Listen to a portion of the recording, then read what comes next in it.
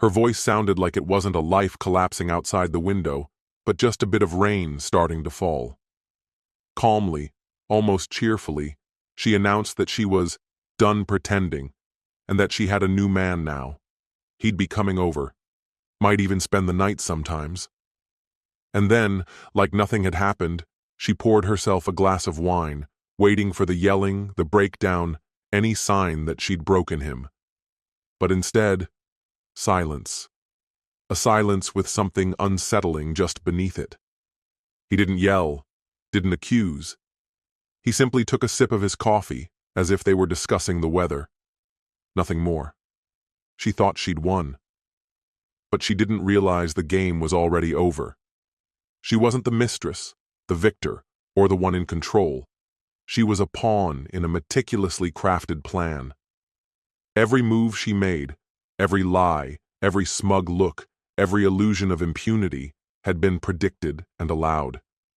She believed she was tearing him apart, but he had been dismantling her for a long time. Now he was reclaiming everything she tried to steal.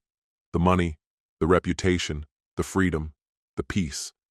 No yelling, no blood, just cold precision, calculated to the last detail. And when the sirens blare, and all she can do is stand there with hollow eyes among the ruins of her former life, it'll be far too late to ask, why? Because the answer was already on its way. Hello, my friend. I'm so glad you stopped by my channel. If you're here for the first time, don't forget to subscribe and share this video with your friends or family. It really helps my channel a lot.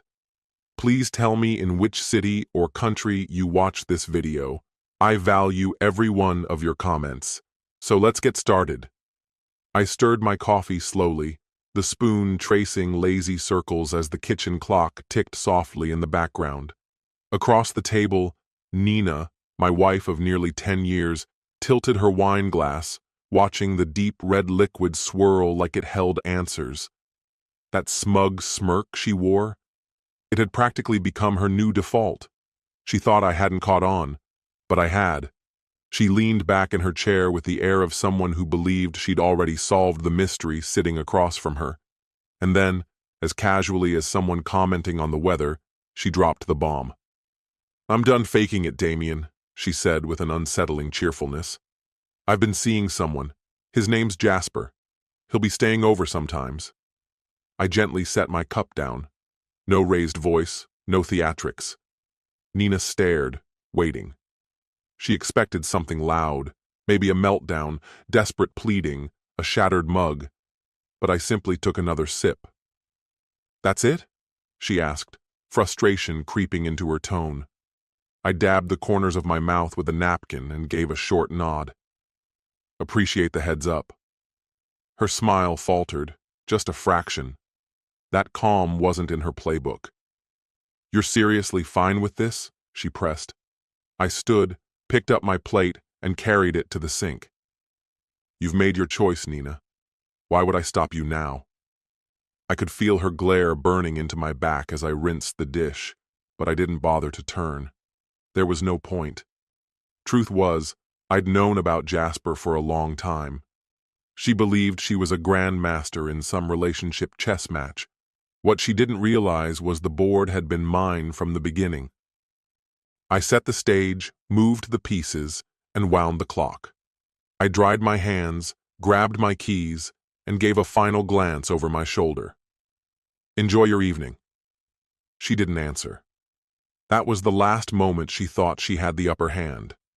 When Nina made her so-called revelation, she thought it would break me. In truth, the collapse had already happened. She just hadn't noticed the wreckage at her feet.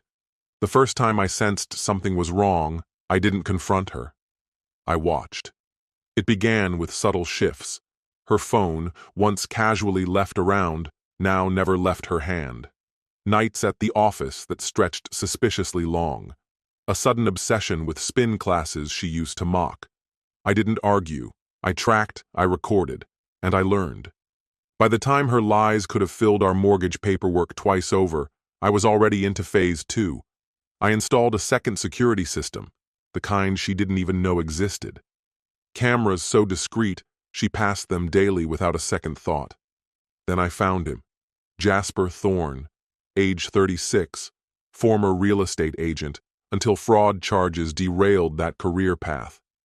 Now he floated between questionable schemes, barely staying afloat. Landon helped. We hadn't spoken much in recent years, but there was a past. He was in cybersecurity now, and still owed me for a mess I cleaned up for him in college. Within 48 hours, he handed me everything: Jasper's financial statements, sealed court records, workplace complaints he thought were long buried. Nina believed she'd traded up. In reality, she'd shackled herself to a sinking vessel. I didn't spiral. I didn't drink or rage. I calculated. Quietly, I began draining small sums from our joint accounts, carefully spaced, easily overlooked. I compiled her texts, her hotel bookings, the receipts from dinners she claimed were with clients. While she thought she was sneaking behind my back, I already held the steering wheel. By the time she so smugly announced Jasper would be spending nights, she was already deep inside a trap she couldn't recognize. All that remained was execution, and if nothing else, I could wait. 2 nights later, I triggered the plan. I told her I had to leave town for a late business meeting. She barely acknowledged me, too engrossed in her phone, a sly little smile curling on her lips. Perfect. I packed a small overnight bag, dropped it in my trunk, and checked into a cheap motel just a few miles away. There, I accessed the live feeds. Every room, every hallway, clear as daylight. At exactly 9:13 p.m., Jasper's beat-up car pulled into the driveway. I leaned back in the creaky motel chair as he stepped out, holding a bottle of budget wine like he owned the place. Nina met him at the door, glowing like she hadn't in years. She kissed him like they were high school sweethearts. It was laughable. They moved inside, relaxed and giggling. She poured wine. They sank into the couch, completely at ease. I waited. Timing mattered. I needed them relaxed, vulnerable, caught entirely off guard. At 10:05 p.m., I made the call. Landon had a friend, an old contact in private security with ties to local law enforcement. I used an anonymous line. Jasper Thorne, currently at this address, violating probation, prior fraud offenses. Landon's guy ensured it got fast-tracked. By 10:27 p.m., flashing lights flooded the street. Nina leapt to her feet, wine spilling everywhere. Jasper struggled with his sneakers, barely managing to slide them on before the front door exploded inward with a thunderous bang. "Jasper Thorne! Freeze! Hands where we can see them!" a commanding voice thundered. He stood paralyzed, eyes wide, stunned like an animal trapped in high beams. Nina shrieked as 2 officers stormed in and tackled Jasper to the floor. I shut my laptop with care, slid the motel room key into my pocket, and stepped into the chilled night air. A few minutes later, I turned the corner onto our street, just in time to see Jasper being led out in cuffs. Nina spotted me through the flashing lights and confusion. Her expression twisted, rage clashing with dread. "You!" she screamed, voice cutting through the commotion. "This is your doing!" I parked with deliberate calm, stepped out, adjusted my jacket, and offered a relaxed smile. "Good evening, Nina." Jasper was shoved into the back of a cruiser, still shouting, his pleas falling on deaf ears. I lingered by the sidewalk, hands in my coat pockets, as Nina stormed toward me, her face burning with fury. "You set him up!" she seethed. "You've lost your mind!" I raised an eyebrow, shrugged coolly. "No, Nina. I'm just better at the game than you are." One of the officers walked past us, holding up a sealed evidence bag. Inside, a switchblade. Jasper's, taken straight from his jacket. The color drained from Nina's face. "You have no idea what you've done," she choked out. "He might go to prison." I stepped in close, speaking low enough that only she could hear. "He will go to prison. And you? This is just the beginning." For the first time since she'd thrown open that front door, she said nothing. Her eyes darted around, the flashing lights, nosy neighbors peeking through curtains, Officers pulling more from Jasper's car. The life she thought she'd upgraded into was crumbling around her. "You're tearing everything apart," she whispered. I gave her a cold, precise smile. "No, Nina, you broke it. I'm just making sure there's a paper trail." She backed up instinctively, unsure where to go. Jasper was in custody. Cops were watching her closely, and I stood between her and the street. For the first time in a long while, I saw it. Real, bone-deep fear in her eyes. "You think this makes you better than me?" she snapped, trying to salvage the last scraps of pride. I tilted my head. "No, just more clever, and far more patient." An officer gave her a nod, motioning her to move aside as they wrapped up their work. She cast one last glance at me, lips pressed tight around the words she couldn't speak. Then she turned, backing away in silence. Once the supposed ruler of this house, now just another rattled spectator. When the final patrol car rolled away, the silence left behind was crushing. Nina slumped onto the couch, clutching her phone like it could save her. I stood near the window, watching the street now return to quiet. "You feel proud of yourself?" she rasped, her voice stripped raw. I turned slowly. "Not exactly." She shot up from the couch. "You think you can just wreck lives because yours didn't go the way you wanted?" I laughed, low and without humor. "Nina, you blew up your own life. I'm just speeding up the fallout." She jabbed her phone toward me. "I'll get a lawyer. I'll sue for half. You act like you're untouchable, but you're not." I walked calmly to the side table, picked up an envelope and dropped it in front of her. She hesitated, then tore it open. Her eyes scanned the papers, then stopped cold. "You can't be serious," she whispered. "Prenup," I said flatly. "You signed it. Remember? Right before the ceremony?" "My attorney already filed the divorce paperwork." She flipped through the documents, her fingers frantic. This can't be real." "It is," I replied coolly. "Solid. Every cent you tried to siphon off, protected. Every asset you slipped under Jasper's name, traced, documented, and reclaimed." She fumbled to open her banking app. I watched her face drain of color when she saw the number. 0. "You bled me dry," she croaked. "No," I said evenly. "I defended what was mine." She sank deeper into the couch, her strength abandoning her.